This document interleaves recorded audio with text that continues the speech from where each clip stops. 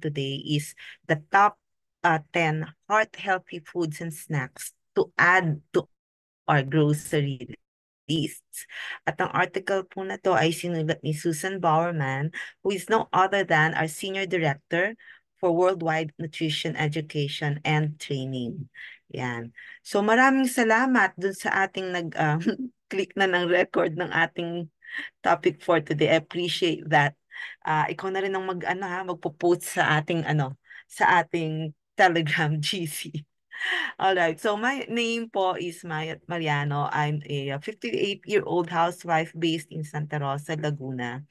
What I used to do was I was based in Dubai, United Arab Emirates for 14 years. Tama.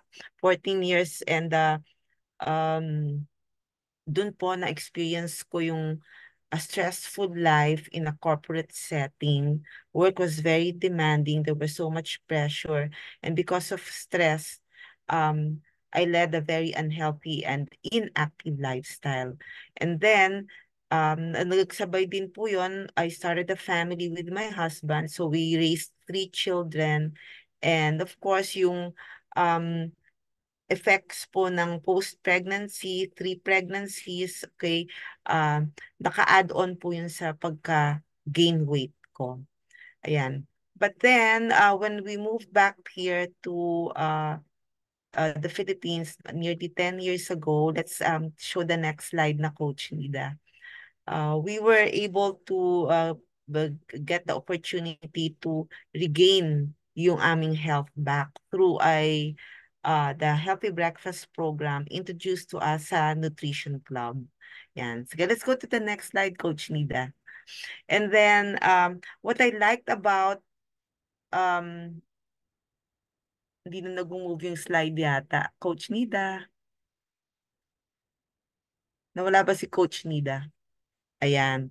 So what I liked about Herbalife Nutrition is hindi lang natutunan namin yung proper mga pagkain, okay, and yung incorporate it with yung tamang exercise, but also it gave us an opportunity to uh, have a supplemental income.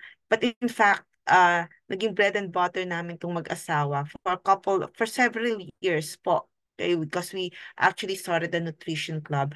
It allowed us opportunities for travel, local and international, attending yung spectacular and extravaganza. And we were also blessed to also have a free vacation in Hanoi, Vietnam. Yan. So looking at the future of Herbalife, narinig naman niyo po yung mga speakers natin earlier, yung MC natin, even si Mother Ardeen. Okay, there's so much going on right now with Herbalife Nutrition as a company, being the #1 nutrition company in the whole world and being a super brand here, even in the Philippines. Ang daming opportunities for growth, personal growth and professional growth. And I'm really looking forward to that kasi ang dami ng trainings na pinapakita sa atin yung even the technology is improving, it's keeping up with the trends that we have today. And so I'm just blessed that I'm staying here and living my best life in Herbalife. So let's go to the topic. Now, here are the top 10 foods and snacks that you should include in your grocery list. But first of all, sabi ni Susan Bowerman, what is a heart-healthy diet ba? Kasi yun yung goal mo when you include these foods in your grocery list. So a heart-healthy diet is also known as a cardiac diet. It's the one that calls for a variety of good-for-you foods, including what? Lean proteins, plenty of fruits and vegetables, and of course, adequate amounts of fiber, and dapat mo. So let's move on to that list. The first 5 na dapat include natin sa ating pamamalengke o natin ay number 1, dapat isama natin ang, okay, let's move on to the next slide, Coach Nida. Yan. Dapat meron tayo yung mga isda such as salmon and trout. Now, pag walang salmon and trout, ano yung usually na pinapalengke ng ating mga momshies dito? Sige nga, ano ba? Type in nyo lang dyan sa chat para makita ko kung ano yung usually na mga pinapamalengke yung mga isda. So apart from that, dapat meron din tayong mga lentils and beans, including soybeans. Dito ba sa Pilipinas, ano bang mga binibili natin sa palengke? Okay? Yung chickpeas o yung garbanzos, pwede yon. Meron din tayo yung adlay. Okay? If you're not familiar with adlay, that's yung local barley natin na version. Whole grains. So dapat namamalengke tayo mga um, brown rice, quinoa, oats, yan. Tapos, dapat we should be also selective pag nagsusupermarket tayo, yung mga fat-free dairy products. Kung hindi naman fat-free, pwedeng yung low-fat. Okay? Dapat include na rin natin sa pag-grocery natin, add tayo ng nuts, seeds such as walnuts, almonds, flax, and chia. These are available naman at ang dami na nating mapipiling brands na if you're budget conscious, meron din po tayong mga brands dyan na talagang mura naman and affordable. So the next 5 food or snacks that dapat nating incorporate sa ating grocery list ay syempre, hindi mawawala dyan ang gulay. Dapat magdagdag tayo sa diet natin yung mga green leafy vegetables, tomatoes, other veggies, no, like broccoli, asparagus, carrots. Now, the next thing is dapat meron din tayong fruits. Sabi dito, dapat include natin yung berries. So, ang tanong dito available pa palagi ang berries? Actually, yung mga fresh kinds, minsan, it's very rare. But if you go to the frozen food section, may makikita naman kayo dyan yung mga frozen berries like blueberries, raspberries, sometimes a combination in one pack. Okay, next, dapat meron tayong mga heart-healthy fats such as yung mga extra virgin olive oil at yung mga cold-pressed canola oils and even avocado oil. Again, sa panahon na to, hindi na po kayo mahihirapan kasi in most supermarkets, marami na po tayong choices na pagpipilian. And then, for protein, nandoon po yung ating chicken and poultry breast. So instead of buying mostly red meats or pork, why don't you add more chicken and poultry breast in your grocery list? Last but not the least, syempre meron tayong pang dessert apart from the fruits. Maglagay kayo dyan ng dark chocolate. Yung mga 70% dark cocoa. Again, ang dami nating choices po sa supermarkets na para po ma-include ito sa grocery list and you can use this as an occasional treat. I think before merong nag-topic dito sa isa nating coach, yung flavanol na meron kasi sa dark chocolate. Yun yung beneficial sa atin. Okay, let's move on to the next slide. Now, if you'll notice, okay, itong top 10 foods natin to add to our grocery list, mga ano sila, mga heart healthy sila. At it contains yung tatlo nating macronutrients. Unang-una po yung protein. So if you select heart healthy proteins to add to your grocery list, why are they good for your heart? Okay? Kasi nga po, katulad ng sinabi ng mga previous speaker natin, di kanina sa Healthy Breakfast, even si Mother Ardeen, yung content po ng mga proteins na yung amino acids, yun po yung building blocks ng ating katawan. Yan. So, yan po yung mga examples ng mga heart-healthy proteins, yung mga fatty fish, eggs, even yung mga grains and beans. So, let's go to the next slide. It's so easy po to add these heart-healthy proteins to our diet, okay? Why don't you, sabi ni Susan Bowerman, aim for several vegetarian meals per week? Try lang natin, subukan, simulan natin actually. Ano bang pwede dyan? Yung mga salads natin, katulad ng yung maraming mga beans, kasi yun ang mataas sa protein content, yung soy-based foods natin. Like yung tempeh, it's a kind of fermented soy din. And then tofu, ito mas familiar to sa atin. Okay?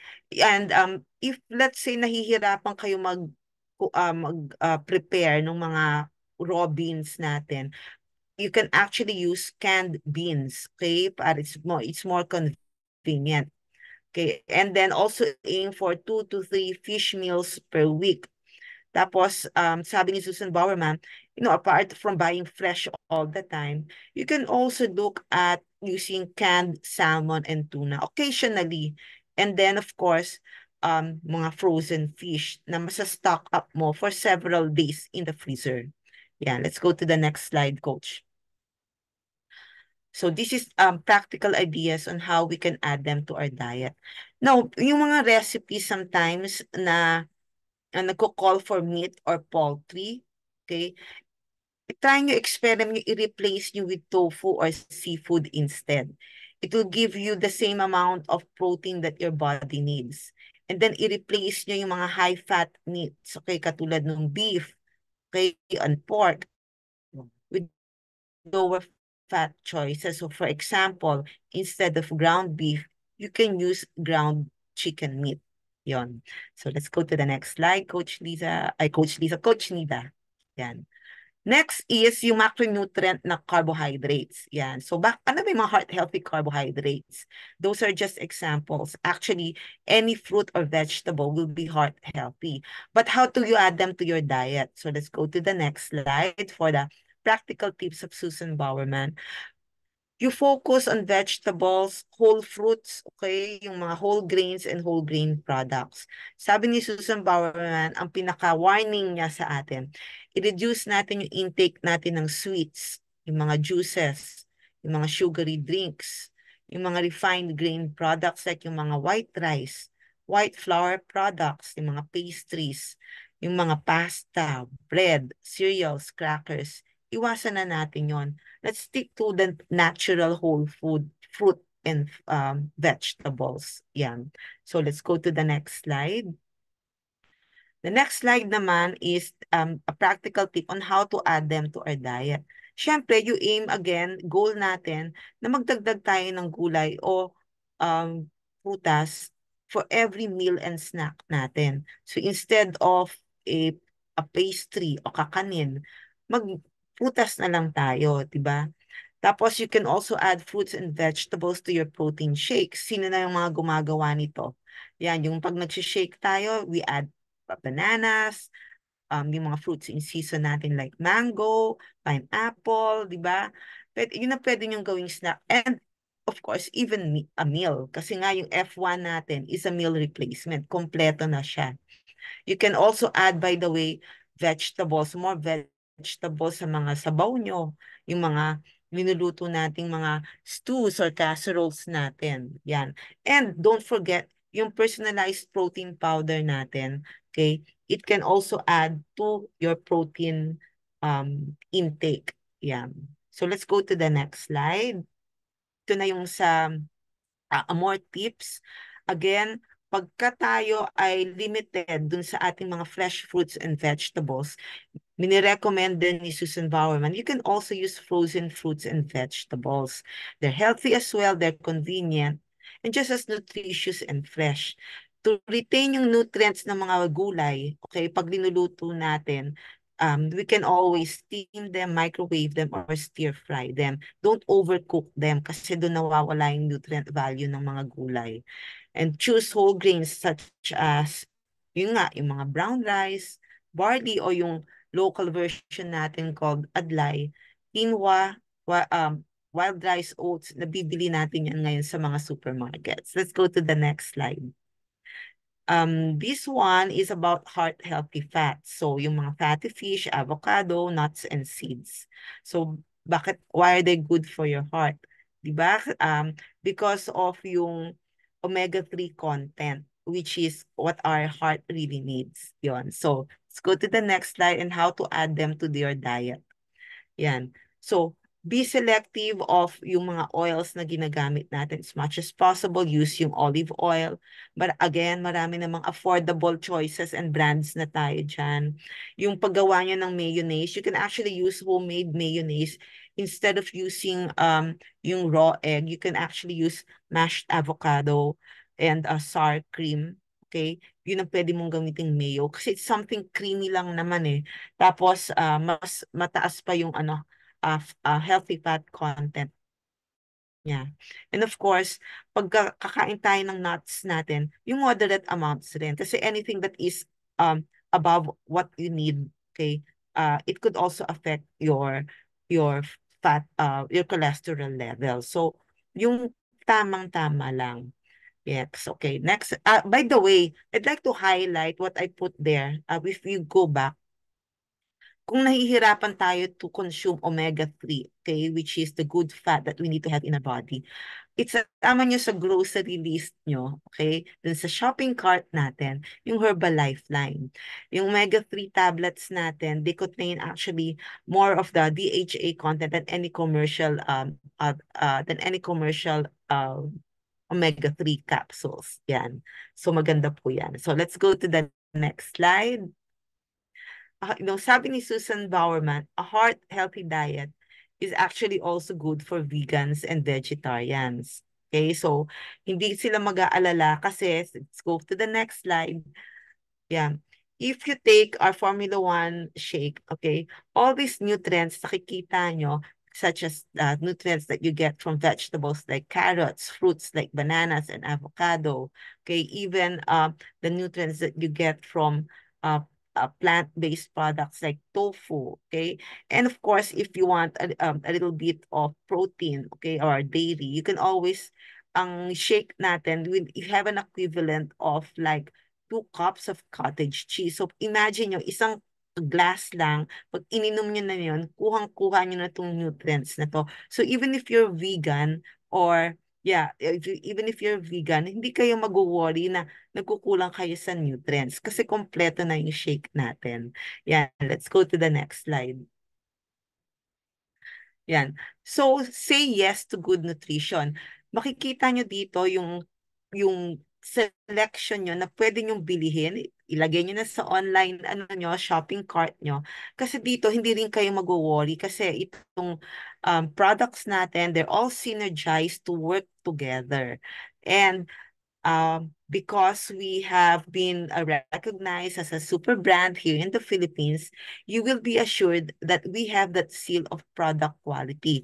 What we say that's on the label, that's exactly what you get. Yeah. And so, marami pong salamat and I hope na nakatulong po ito sa inyong lahat on how you can improve or your shopping list. So maraming salamat to everyone. Thank you for joining us today.